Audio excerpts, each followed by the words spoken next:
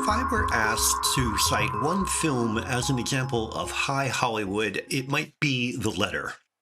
That is not unalloyed praise, but the film is undeniably a trim example of what the studio system could achieve at its peak. I would choose it over more high-profile examples like Gone with the Wind, for instance, because the very scale of the latter makes it somewhat atypical. The studios have never been afraid to spend money, but the standard classical Hollywood film was made as economically as possible, both in terms of money spent and the expressive means employed. Everything counted.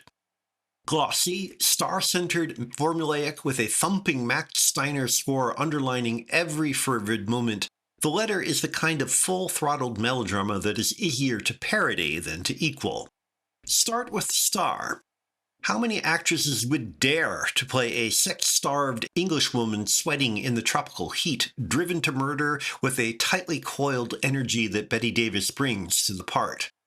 If anyone doubts that Davis was as much an actress as a star, just look at the way she handles her character's evasions, half-truths, and lightning-fast shifts in emotion.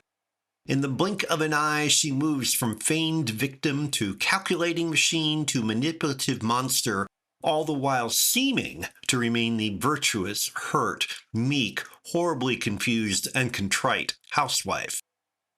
Then there is her lawyer's quandary. Which is more important, to defend his client to the best of his ability as his profession demands, or to do the ethical thing and turn her in? Few filmmakers today can even conceive of such strong moral dilemmas, much less have the guts to pursue them to their logical conclusion. In this story, and in the best of classical Hollywood, conflict is difficult for characters and, more importantly, viewers. Of course, if The Letter is Hollywood at its best, it is still Hollywood, so the morality is predictable, the ending never really in doubt. The journey to that affirmation of conventional right thinking, however, is lined with significant emotional turmoil.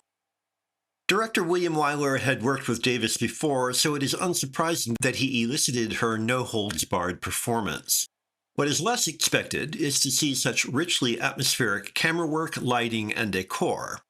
As the camera creeps sinuously along the ground like a serpent slithering through the papier-mâché forest, a full moon breaks from behind passing clouds to cast sharp shafts of light through slided windows or sparkle in reflection off wind chimes, bead curtains, mirrors, and drawn knives.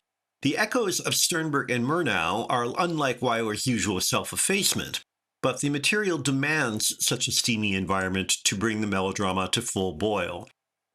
The results may not be profound, but they are repeatedly enjoyable, a triumph of superb craftsmanship, synthetic as hell, and always totally engrossing.